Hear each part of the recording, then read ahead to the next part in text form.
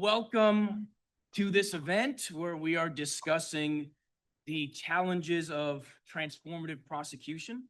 Before we get started, I want to thank Professor Karen Tolkars, who runs the Public Interest Law and Policy Speaker Series, for helping put this event together.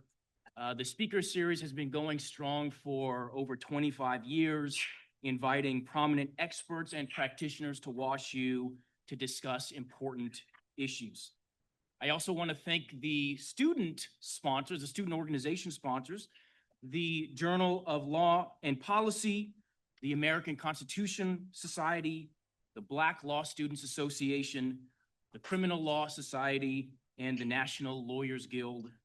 Thank you to those student organizations for sponsoring this and helping spread the word. I am your moderator this afternoon. My name is Professor Sheldon Evans. I teach criminal law, immigration law, and legal ethics here.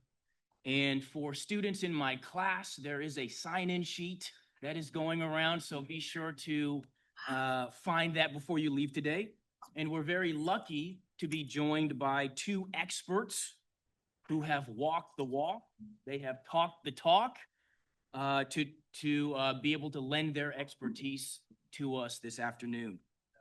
So I'll start with Chesa Boudin, who is the Executive Director of the Criminal Law and Justice Center at UC Berkeley Law. After Mr. Boudin graduated from law school, he clerked for judges on the Northern District of California and the Ninth Circuit. Chesa has seen the criminal justice system from both sides, serving as a public defender in San Francisco for many years, before being elected as the district attorney for the city of San Francisco in 2019, and he served in that role until 2022. And Kim Fox has dedicated much of her career to public service as well. After graduating from law school, she worked as an assistant public guardian in Cook County, and then worked as an assistant state's attorney for Cook County. And she went on to work for the county board, focusing on criminal justice issues. And she was elected to be the Cook County state attorney in 2016. And she served in that role until 2024. Thank you both so much for being here. So what I thought we would do is just have a little bit of an informal conversation between the three of us for about 30 minutes. I wish we had 2 hours, but we don't.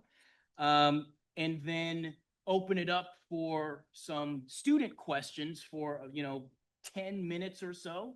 I know the students have fantastic questions given the readings I gave them. So I'm Which they did every page of, I'm sure. And they took notes and they read the footnotes and everything. And so why don't we start with the easy stuff first? We can save the hard stuff for a little bit later. So the easy stuff is, I want to get us warmed up here with the beginnings of your careers. What made criminal law an appealing career in the first place? And then even more specifically, what made prosecution an appealing career path? All right. When I graduated from law school, I'll be perfectly honest, I had no interest in doing criminal law. I wanted to do sports and entertainment. But I went to SIU Carbondale, and it might shock you, they don't have a sports and entertainment program.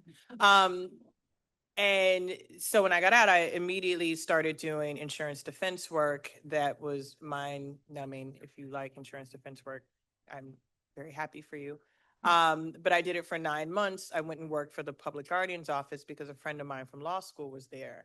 And the way that the public guardian's office works is that we represent children who are in the foster care system with allegations that they've been abused or neglected. So we sat in the middle. The state prosecution represented the people who were making the allegations of abuse and neglect, and the defense bar represented the parents. And what I found very intriguing about that work is being a party to it, but not one who carried the burden of proof or one who had to defend, but worked in the best interest of the child, the motivations of those who were doing the work. What were the incentives? I should tell you, no one wanted to work. doing child protection work who worked in the prosecutor's office. It's grueling. It's long. These were not cases that were easily resolved. There were not cases that you won per se. And so for me, being a guardian, watching the prosecutors who really were resigned to doing the work but weren't committed to doing the work, it's one of the first levels of the office that you have to work in to get to the felony trial courts. But it was one of those parts of the offices that had a tremendous impact on the lives of the people that they were representing, generational impact. And so I ended up wanting to become a prosecutor because I was really frustrated by the level of talent that I saw on the prosecution side and the cases that they were bringing. Really, we were taking children from their home who, yes, their parents were suffering from substance use issues or mental health issues, but a great portion of them were dealing with issues of poverty and lack of access to care and resources, and the tentacles of that. And I should mention, I grew up in public housing. I grew up in Cabrini Green. I grew up with a lot of the same factors that my clients had. And so it was really hard to stomach watching some of these cases come through where people who had little connection and didn't want to be there had impact. So I wanted to be a prosecutor for the ability to say no. I wanted to be a prosecutor to have what I think is our superpower, which is discretion, to be able to not expand the system, but really try to right size, to really be thoughtful about what we were doing. And that's when I decided to do that. So I ended up leaving the Guardian's office, going to the state's attorney's office on a program that we created just for people who wanted to do child protection work. And we called it the Family Law Track, seasoned attorneys who chose to do that work. And I did that work for a number of years. And last thing I'll say before I transition to Chesa, in the building where we were doing the child protection work, even as a prosecutor, on one side of the building was the child protection work, where we recognized that children were abused and harmed, and we were looking out for their best interests. On the other side, on the same floor, was the juvenile delinquency division, where we were prosecuting children, many of the same children that we were protecting on this side of the building. And our responses on the juvenile side did not match what we said our ethos was on the child protection side. And as a prosecutor, that broke my heart because it was like, who are we and what are we trying to do? And that is what eventually led me to leave the office and ultimately come back and run for the office and serve for 2 terms. Like Kim, my interest in criminal law and eventually in prosecution stems from a lot of lived experience, more so than something I got excited about or passionate about in law school. When I was a baby, my parents dropped me off at a nanny and went off to participate in an armed robbery. They never came back to get me that day. While I was playing with the other kids, my parents were driving the getaway car from a robbery that left 2 police officers and a security guard murdered. I don't remember that day. I was only 14 months old. I don't remember who picked me up from the babysitter, later that evening, once it was all over the news that my parents had been arrested. I don't even remember when the judge sentenced my mother to 20 years to life and my father to 75 years to life, a couple of years after their arrest. My earliest memories, like so many millions of American children, were waiting in line to go through metal detectors, to go through steel gates, to get patted down by correctional officers, just to be able to visit my parents, to be able to see them, to touch them, to give them a hug. And way before I heard or understood terms like institutionalized racism or mass incarceration, I started to notice that the lines to get into those jails and prisons where my parents were housed were mostly Black and brown women and children. I started to notice that those lines were long. And over the years, eventually decades of visiting both of my parents in prison, I learned some hard lessons about this country's approach to public safety and justice. A couple of those lessons have served as kind of a North Star throughout my legal career, both as a public defender and then when I ran for district attorney. So I'll just try to, in brief, give you 3 of those lessons. One of them was that we incarcerate too many people. It's not making us safer. It's not a good use of resources. It's not race blind or equally applied to different communities. The second thing is that we do far too little for victims of crime. I mean, you just heard Kim talk about the kind of double standard that prosecutors apply, but that's true when we're prosecuting someone We often say, oh, it's about the victim, but when that same victim ends up getting arrested, all of a sudden, we just see them as a defendant. We don't really care about their needs or what traumas might have led them to get arrested. We spend basically limitless money on incarceration and basically no money on actual victim services and victims' needs. So that's a second lesson I learned. And the third one is that we don't actually have a system of equal justice under law, although it's, chiseled in stone above most courthouses in America. The reality is we have two different systems, right? We have one for the wealthy and the well-connected, for people in uniform, people who wear badges to work, politicians and billionaires, and a different system for everybody else. And it was sort of that realization that of those three issues that led me to want to practice criminal law, to try to restore a sense of justice and to fight against mass incarceration. When I graduated from law school, people like Kim hadn't run for office yet. They hadn't really stepped up and begun to change the narrative around prosecution.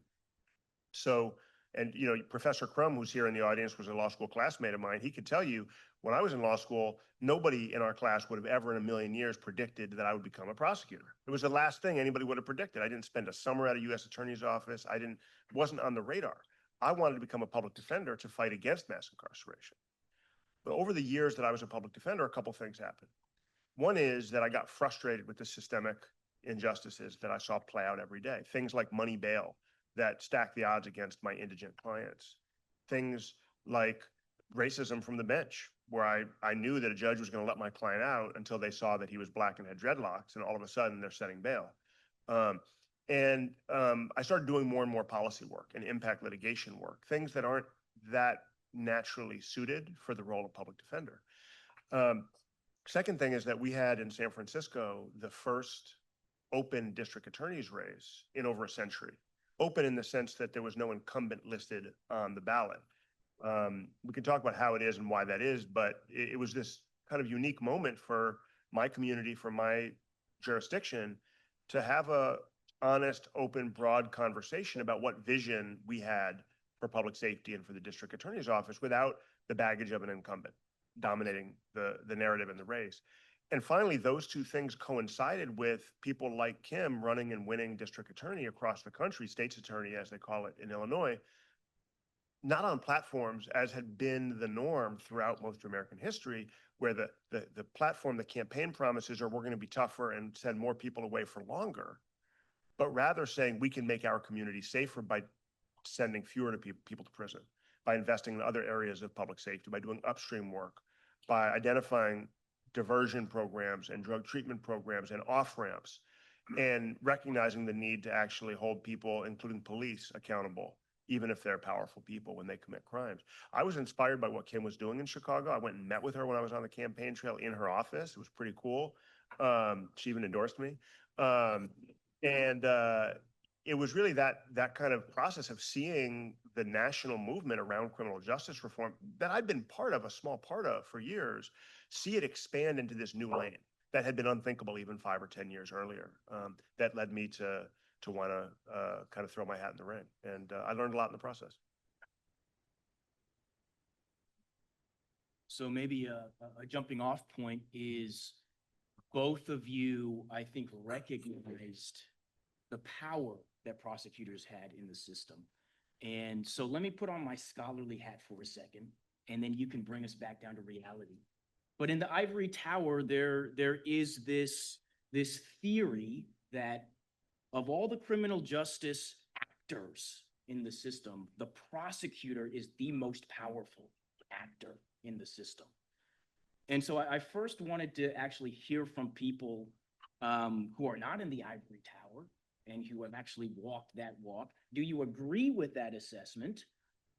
And then the second part of the question is, can you give us a specific policy? We can't talk about all the policies that you guys implemented, but maybe a specific policy that you implemented in your offices, like a systemic policy that kind of illustrates the transformative power that you had over the system.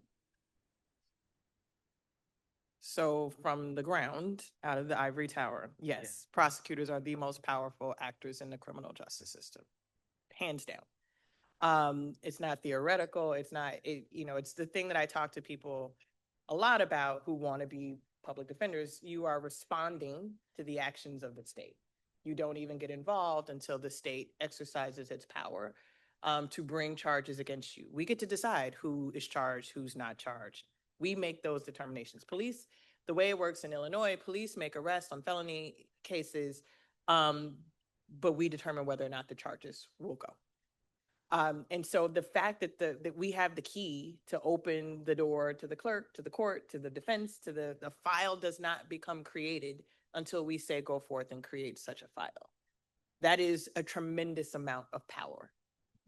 Just the opening of a file and the impact that file being opened, whether the case is dismissed in 2 weeks or 2 months or 2 years or goes to trial or what have you, that once the criminal justice system is now brought you in, your lives are upended, uprooted.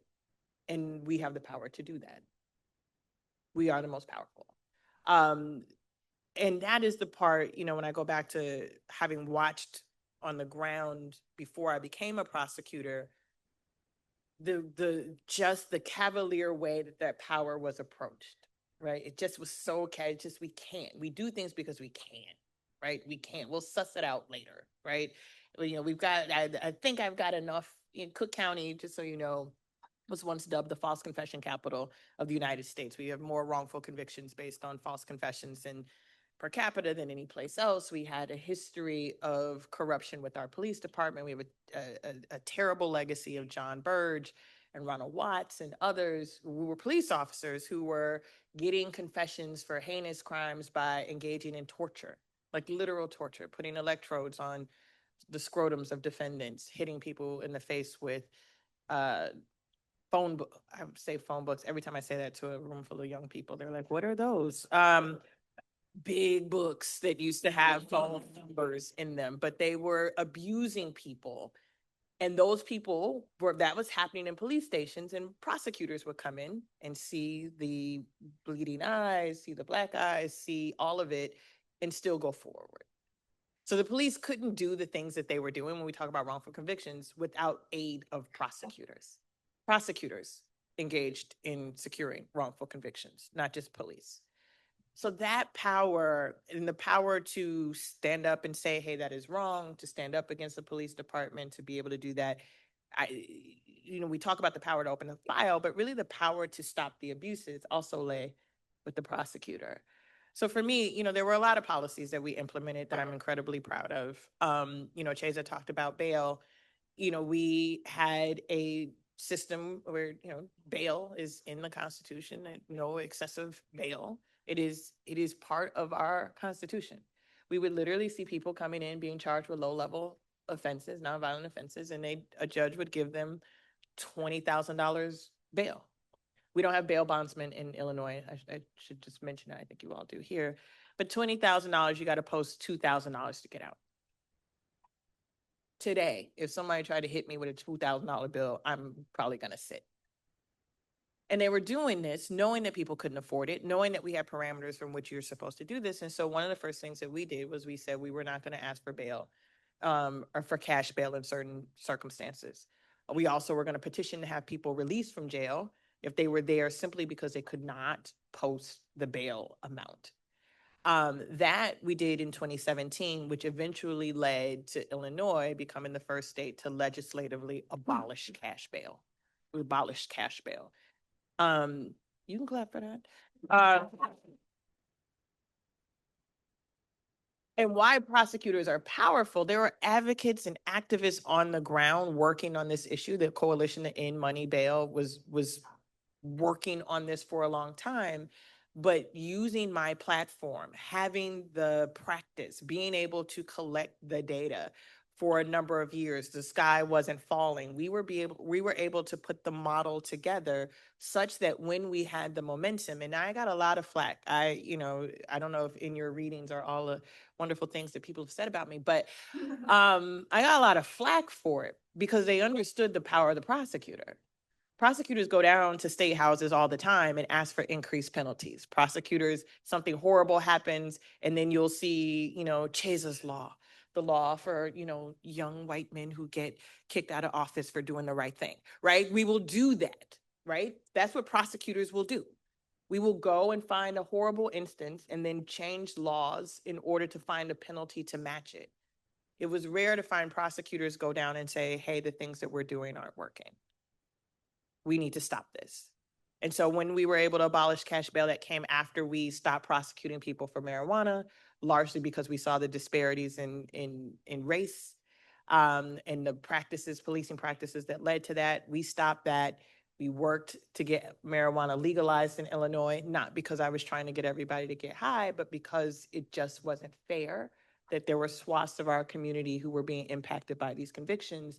And we ultimately created a program whereby we vacated the convictions of anybody who was convicted of marijuana possession for amounts that were now legal across the state, became part of the law. 500,000 convictions were vacated. And so that is using the power and using my platform to be a bully pulpit to do what's right on the policy legislative side that prosecutors historically had used to be more punitive and quite frankly, in many cases, unjust. I'll just agree as well that on the ground, prosecutors are the most powerful actor or stakeholder within the criminal justice system. I'll make two other points, maybe erring a little bit more into the academic, but I think relevant here. One is prosecutors, I agree with what Kim said, everything about it. But when you are a reform prosecutor, when you are an outsider trying to bring change, the way that we both were, you have much less discretion than traditional prosecutors. In other words, traditional prosecutors have basically carte blanche with very, very few checks on their power and their discretion. But when you are a reform prosecutor, the judges, the news media, the interest groups, in some instances, the defense bar, you name it, are chipping away at that discretion. They're scrutinizing it, they're analyzing it, they're second guessing it, they're politicizing it. We see this at the federal level with a bunch of more conservative pundits and political operatives who've been saying we need to take away prosecutor discretion in those jurisdictions where prosecutors are doing reform work and limiting that. So I'll give you one concrete example in Illinois. After they had tried to recall me the first time and were in the process of recalling me what ultimately was successfully the second time, a legislator in the state of Illinois decided to introduce a bill that would have created the possibility for recall in the state of Illinois. It doesn't otherwise exist, but they wanted it to be only in one jurisdiction for prosecutors, per jurisdiction. No other prosecutor would have been subject to recall except for Kim. So it just gives you an example of, we could give many more examples, but I just want to be clear that prosecutor discretion was still broad and expansive for us, but it was far narrower than it would have been for other people. A second point I want to make is that I think, while I agree that prosecutors are the most important actor, I think academics and scholars often understate and under-theorize the power that other groups, including defense attorneys, have. My most recent law review article, which you can add to your reading for next semester, was in the Wake Forest Law Journal, and it's about defense attorneys and the separation of powers. And we're essentially arguing, along with my co-author, that defense attorneys and the defense bar more broadly should be considered as part of a separation of powers analysis within the criminal justice system, and they're often not so considered. There are checks and balances. They're just not usually applied to traditional prosecutors, but they can be, and they do exist. You also asked about a specific policy, and it's hard because there are so many things we did, even in the short time I was in office, that I'm really proud of and that I would love to talk about with you and to try to highlight the importance of why these changes needed to be made. I mean, things like our wrongful conviction unit that exonerated innocent people, or our post-conviction resentencing work to get people out of prison who were there way beyond any public safety benefit. Our bail work we've talked about, the work we did around police accountability, or our worker protection unit that we created, or our policy creating a presumption against charging status enhancements. If you don't know what status enhancements are, ask your criminal law professor. But I think I'll pick, for purposes today, and you see how I just did that. I just got all those in there. But I like that. The policy that I'll just leave you with in answer to this question is a primary caregiver diversion program that we created. And I'm picking that one to talk a little bit more about because it's so close to my own lived experience. But we created a diversion program where primary caregivers of dependent children who had been charged with crimes could engage in parenting classes and other court supervised programming related to their parenting. And if they successfully completed it, the charges would be dismissed and the arrest record sealed. And just during the short time I was in office, several hundred people in San Francisco benefited from that. And it allowed us to keep families together, to empower parents to do the job that's most important for them. And I think in that way did far more to advance public safety than any amount of time in jail or criminal conviction on their record could have possibly achieved. And we could continue this conversation for quite a long time, given the amount of policies that were implemented. But we must move on, unfortunately. It's time to talk about the hard stuff. That was the warm-up. All right. Because what's often left out of 1L criminal law classrooms is the politics. The politics of being an elected prosecutor, right? That's quite different from being a line prosecutor. And this could also be quite a long segment, but I wondered if, as we talk about the challenges, the pushback that you received for the work that you were doing, whether it's coming from the police, whether it's coming from other people challenging or, in the election process. I was wondering if you could share a story among the many. How much time do we have? I haven't yeah. even heard the final frame of the question. I'm like, man, Yes. all right. I was wondering if you could share a story that kind of illustrates the political impacts of your decisions as prosecutors, and kind of as that maybe conflicted with kind of powerful interest groups, or whether that conflicted with the expectations of the voters. Is there a particular story that can start to illustrate the costs of this type of work? I'm going to share a story that I mentioned last night at our dinner in a little bit more detail. And again, as you already heard from Kim, there's no shortage of these stories. But there's one in particular that's top of mind for me because there's a picture of a grandfather, a Thai grandfather, all over my neighborhood right now in San Francisco. His face is on every single street pole, lamp post and telephone pole all over my neighborhood. And it's a big neighborhood. And he's known as Grandpa Visha, which is short for his longer Thai name I'm not going to try to pronounce. But this is a case that occurred, the criminal act occurred when I was in office, and it became national news. It became part of the Stop Asian Hate movement, kind of a rallying cry for that really righteous movement aimed at protecting the lives and the rights of Asian Americans. Basically what happened, it was caught on video, is there's a Thai grandfather who's in the States visiting his family, and he's out for a walk in a quiet residential neighborhood in San Francisco. And a young African-American man, without any evident provocation or prior interaction, runs from half a block away and body slams him, and the guy hits his head, the grandfather hits his head and dies. There's no robbery, there's no words exchange, there's no prior relationship, and the suspect in the case has no criminal history. So at the time I was the district attorney, my office decided to charge the case as a murder as well as an elder abuse. Honestly, that seemed like an aggressive charging position to me for reasons I'll explain in a minute. No question he had killed him, and no question it was not in self-defense or some other legally justifiable form of homicide. But it seemed like an aggressive charging position. But the case became a rallying cry as well for the people trying to recall me. And they exploited the anger, understandable anger and fear of the family of this man, of his daughter in particular, to put them front and center as part of a recall campaign.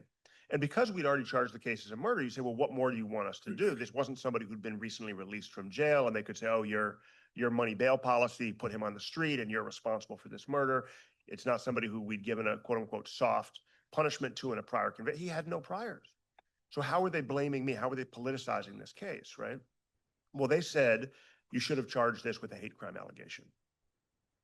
Now, let's be clear about a couple of things. First of all, the police didn't investigate the case as a hate crime. They didn't recommend a hate crime. They didn't give us any evidence of motive or intent, which isn't necessary to prove murder, by the way, but it is necessary to prove a hate crime. You have to prove the specific identity of the victim that motivated the specific act of the suspect. And there was no evidence of that here. And it also wouldn't have increased the prison exposure. This was somebody who was already facing a possible life sentence because of a murder charge.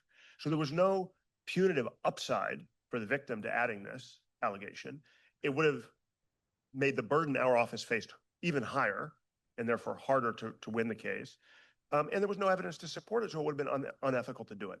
But the case gathered so much attention and so much political momentum that even allies of mine in local government were calling me and saying, Chesa, you've got to add a hate crime allegation to this case. And I said, but it would be unethical to do that. There's no evidence whatsoever that I can point to support that. We don't know what motivated this horrific act. And people said, this is one of those times where you just, politics is politics. You've got to just do it. Let the court be the one to dismiss the allegation. I wouldn't do it.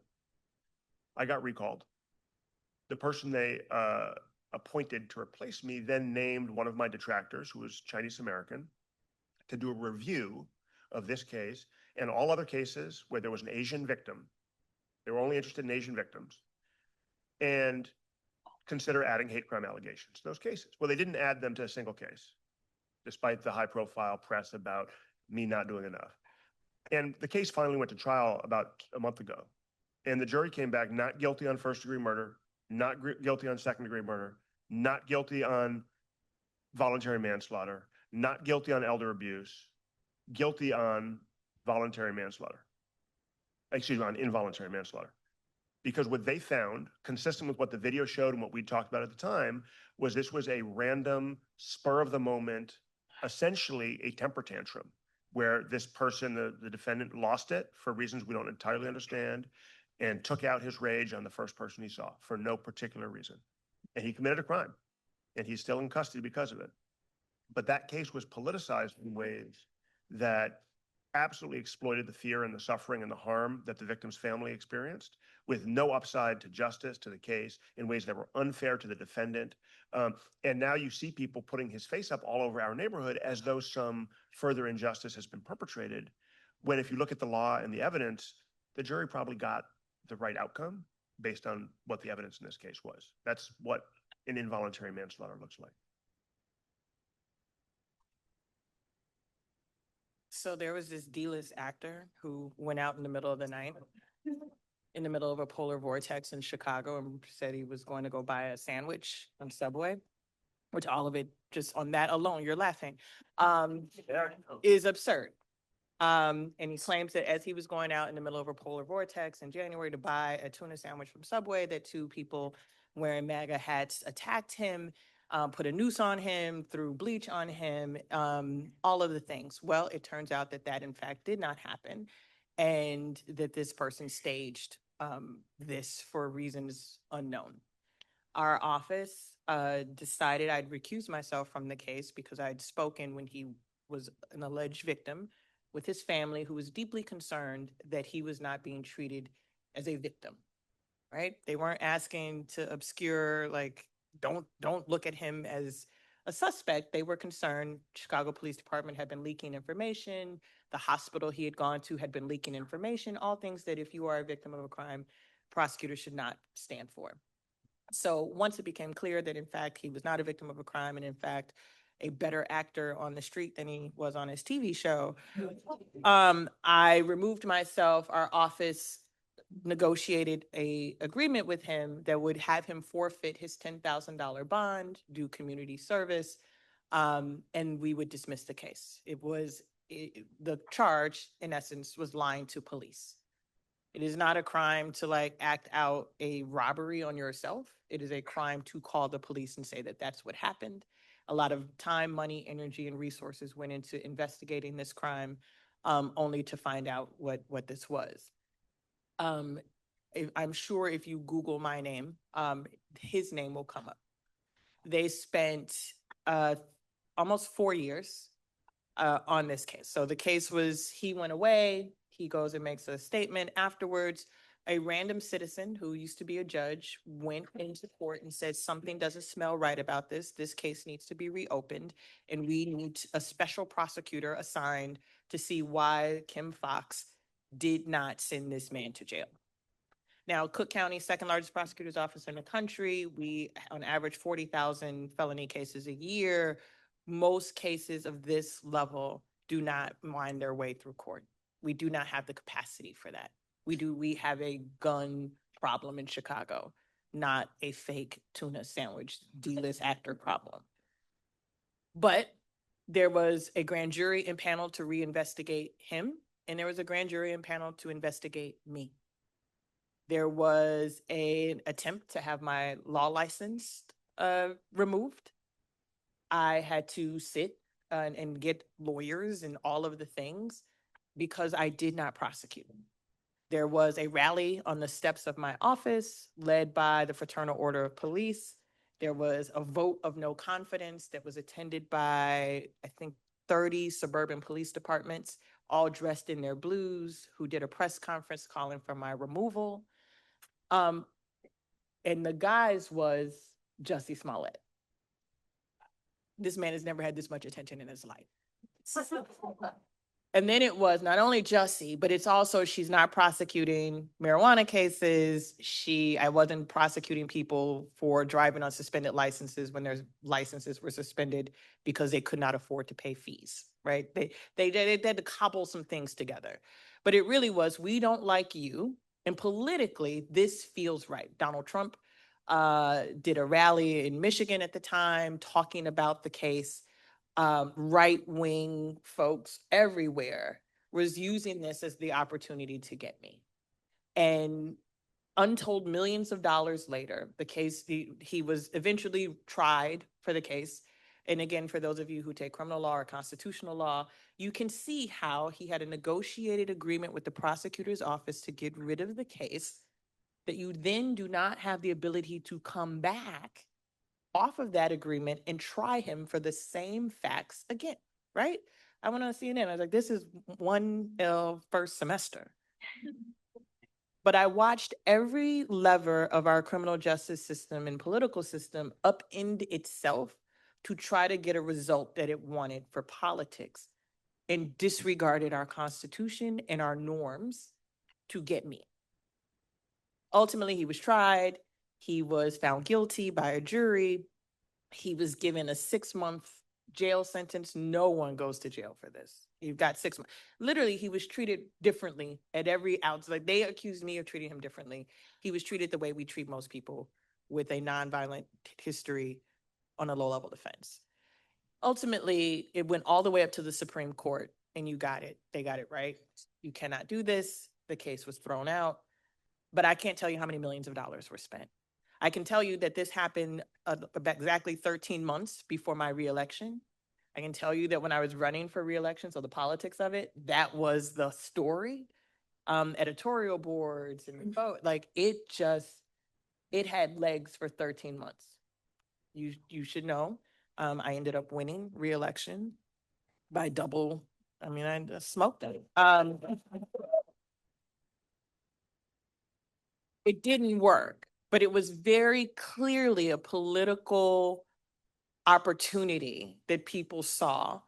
And what it then, that politics allowed for things to get out of control, and really just disregard the Constitution and our norms. And that part, they don't train you for that. Like if someone had ever told me, what do you, in all the wrongful convictions and all the things that we did, what would be the single biggest thing that people would remember about me? That it would be Jussie Smollett. I would say they were crazy. But that is the intersection of politics and prosecution. Yeah, thank you guys for being honest and candid. So time is not on our side. I know there's a lot of students chomping at the bit to ask you questions, but there is a question on my mind that I think is maybe more important than a robust Q&A. And my students will forgive me for this, but hopefully we can still fit in one or two lightning round questions from the audience. My last question is the $1 million question. My last question is based on all of that trauma that you just described. As a prosecutor, can you make a difference? And as a progressive or transformative prosecutor, was it all worth it? This is the sales pitch to students. We can end on I want to end on an honest note. I mean, I can be short here. The short answer to the first part of the question is absolutely, you can make a difference. And was it all worth it? I think that's like a deeply personal question. I'm happy to get into that. We're probably going to get my wife and my kids involved and, all that to really give a robust, honest answer. But I would say for me personally, it was. I learned a tremendous amount. I grew in ways that I really value and appreciate personally, intellectually, politically. And I made a bigger impact in the 2.5 years I was in office than I might ever make again in the rest of my life. We're watching people in the Olympics right now who are 20 and 30 years old. And, some of them are lucky enough to win a medal or gold medal. And you think about how in the 40 or 50 years ahead of them, they'll ever be able to attain that level of professional success. I don't know that I will. Those 2.5 years were so impactful. I touched so many lives. I had the ability to mitigate so much harm that our criminal justice system normalizes, that I'll look back on that period, no matter what else I go on to accomplish, I will look back on that 2.5 years for the rest of my life as one of profound impact and achievement and success, and one where I learned and grew and was able to live my values in a very concrete way. So it was worth it from that perspective.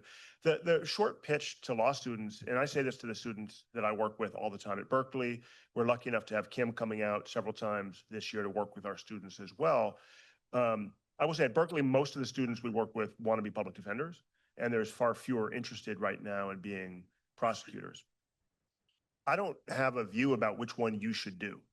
What I would say is we need great people on both sides of the aisle. And those of us that would abandon one side or the other because of our political values or perspectives need to at least acknowledge and recognize the critical value of having good, hardworking, zealous advocates on both sides. People who are abolitionists and say, I want to be a defense attorney because I'm going to fight the system, good for you, that's great. But that doesn't mean you don't care who's on the other side. That doesn't mean you don't want the person sitting next to you, if they're a person of conscience, a person with integrity, a person who believes in basic ethical duties of prosecutors, to go become a prosecutor. It matters tremendously to the rule of law, to the fair outcomes of individual cases, that we have good lawyers on both sides. Good prosecutors, similarly, cannot do their job well without zealous defense attorneys presenting evidence and arguments. There are things prosecutors simply cannot know about potential defenses, about police misconduct in some instances. The adversarial system of justice that is the system we have in this country depends on zealous lawyers on both sides. So I would say to you, if you're the kind of person who is simply not going to be comfortable standing up in court next to a defendant accused of a heinous crime where they did it and arguing for them to get out on a technicality, probably being a public defender is not a great job for you. If, on the other hand, you're the kind of person who's not going to be comfortable standing up in court arguing that someone should be detained in custody, no matter how confident you are in their guilt, because of your views about prison abolition or the evils of incarceration, probably being a prosecutor is not the right job for you. So look in the mirror, figure out who you are, try both jobs on for size if that feels comfortable. We need good people on both sides of the aisle, and so dive in head first and figure out what the right fit is for you. Yeah, I'm asked a lot about the cost. Was it worth it? And personally, I lost a lot in doing that. Having to get a lawyer and go through the grand jury process. I got divorced after 20-something years. I had my house doxxed. I was the subject of a number of death threats. It was a really incredibly difficult 8 years. And I am actually surprised when actually there's a documentary that was being done, and they interviewed me a couple years ago, and I was watching it, and they asked me this very question. And I was in the middle of the divorce, and I was in the middle of all of the things, and they asked me, would you do it again? And I was surprised that I said yes, in the midst of it. And now I feel very confident, having looked at the past, to Chase's point, there will not be any other job that I have next that will have been able to allow me to have the impact that I've been able to have.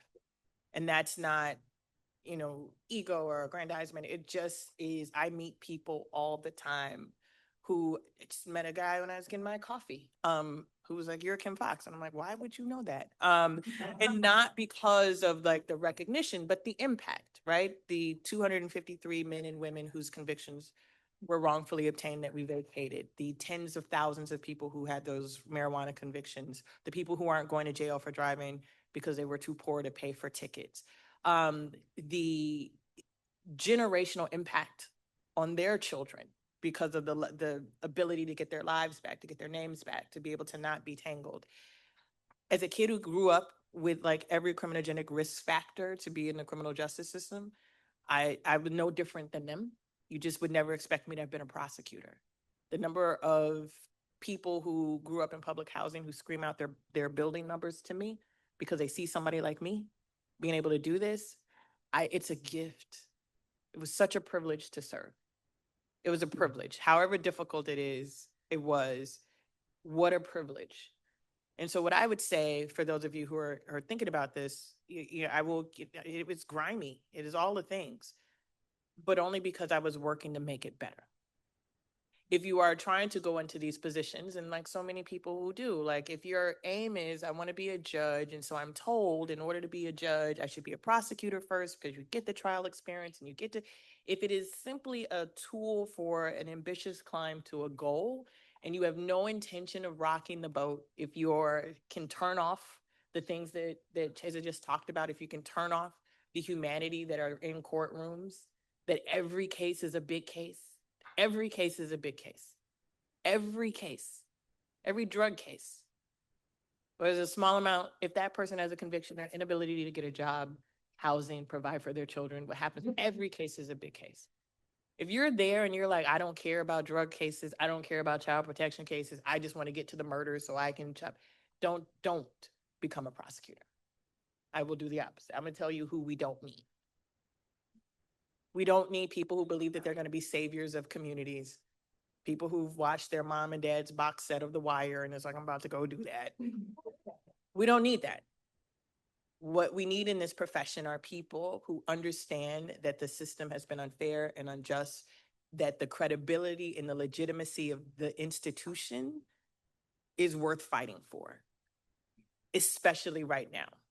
When I see the Department of Justice sitting on their hands, when I see DOJ attorneys, US attorneys leaving in droves because they're being asked to file political prosecutions against people to carry out vendettas, we need people in those offices to stand up and be like, I'm not doing that. But if you want to get to the bench and your willingness to do that, don't do it. This institution, the criminal justice system, both on the state level and on the federal level, right now is at its lowest level of public credibility than any other time in history. And right now, we need those institutions filled with people who are okay with being uncomfortable in the fight for justice and who find it an honor and a privilege to get your ass kicked on behalf of people who are counting on you to be there. That's who the field is requiring right now.